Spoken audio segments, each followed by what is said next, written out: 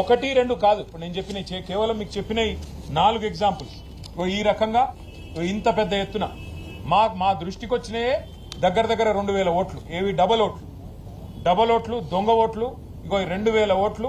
Same తండ్రి పేరు same, భర్త పేరు సేము, ఓటర్ పేరు సేము, కానీ మల్టిపుల్ ఓట్లు, మల్టిపుల్ ఐడెంటిటీ కార్డులు.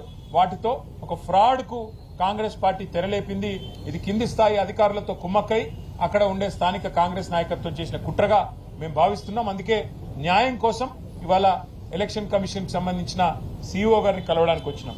అట్లాగే మరొక రకమైన ప్రలోభాలు, మరొక రకమైన ప్రయత్నం కూడా కాంగ్రెస్ పార్టీ చేస్తా ఉన్నది. ఇది ఇంకా దారుణమైన విషయం. ఇది ఎంత దారుణం అంటే ఒక్కొక్క ఇంట్లో 250 ఓట్లు, ఒక్కొక్క ఇంట్లో 180 ఓట్లు. ఇది మొత్తం లిస్ట్ ఉంది మా దగ్గర. ఒక్కొక్క ఇంట్లో 80 ఓట్లు, 90 ఓట్లు. ముందు మేము కూడా ఏమనుకున్నాం, అవేమన్నా అపార్ట్మెంట్లేమో కాబట్టి ఉన్నాయేమో అనుకున్నాం.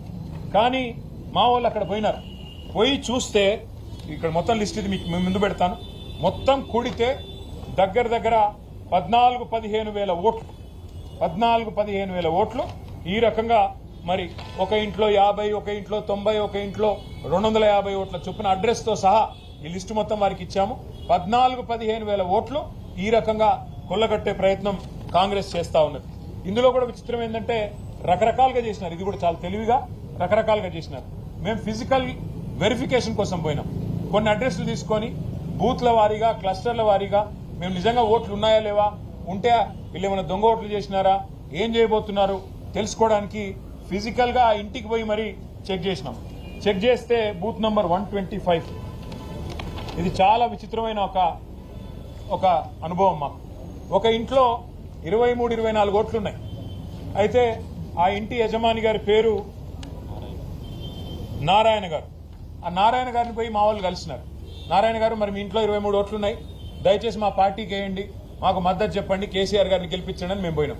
పోతే ఆయన మొత్తం ఓటర్ లిస్ట్ ఆయన కూడా చూసుకున్నాడు. 23లో ఏ ఒక్కటి కూడా మా ఇంటి ఓటు కాదని ఆయన చెప్తున్నాడు.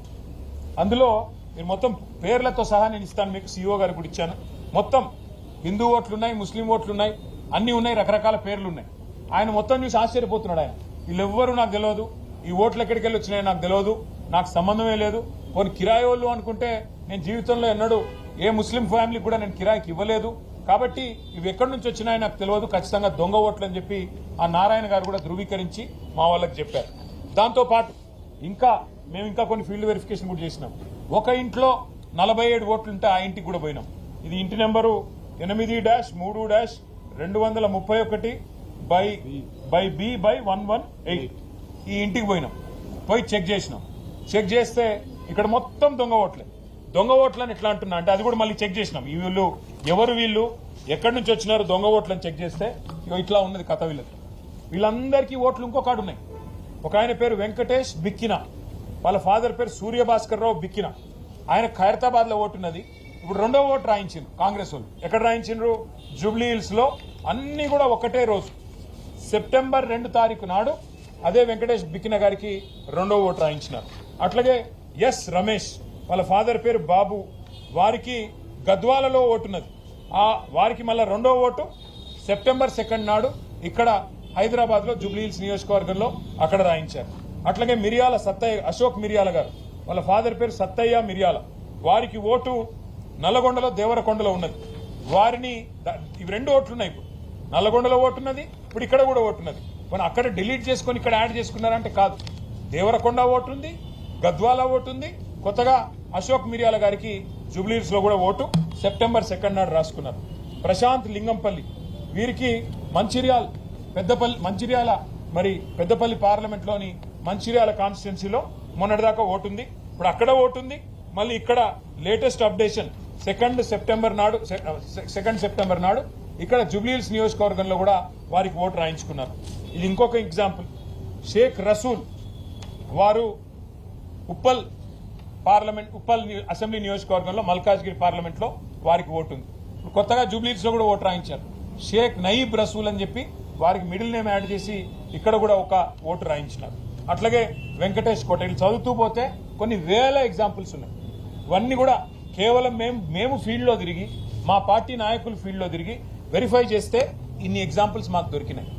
ఇవాళ మేము ఈ రాష్ట్రంలో ఉండే కాంగ్రెస్ పార్టీని అట్లాగే ఇక్కడ ఎన్నికల ప్రక్రియకు బాధ్యులుగా ఉన్న సీఈఓ గారిని స్పష్టంగా 3 డిమాండ్లు వాళ్ళ ముందు పెట్టాం. మీరు మొట్టమొదటి విషయం మా అనుమానం దాదాపు 19 నుంచి 20 వేల దొంగ ఓట్లు రకరకాల రూపాల్లో లేని ఓట్లు ఉన్నట్టుగా లేదా డబల్ ఓట్లు రాయించి ఎక్కడో దేవరకొండ, గద్వాలు, నకిరేకల్లు, ఉప్పలు, మంచిర్యాల అక్కడి ఓట్లు ఇక్కడ కూడా రాయించి ఈరోజు ఒక కొత్త నాటకానికి తెరలేపి దొంగ ఓట్లతో గెలవాలనే ప్రయత్నం కాంగ్రెస్ పార్టీ చేస్తున్నట్టుగా మాకు అనుమానం ఉన్నది. కాంగ్రెస్ పార్టీ అని నేను ఎందుకంటున్నా అంటే కింది లెవెల్ అధికారులతో కాంగ్రెస్ నాయకత్వం కుమ్మక్కై కింద లెవెల్లో ఉండే బిఎల్ఓస్ కానీ కింద లెవెల్లో ఉండే ఇతర చిన్న చిన్న అధికారులు కానీ వాళ్లతో కుమ్మక్కై ఈ కార్యక్రమం చేస్తున్నట్టుగా మాకు స్పష్టమైన సమాచారం కూడా ఉన్నది.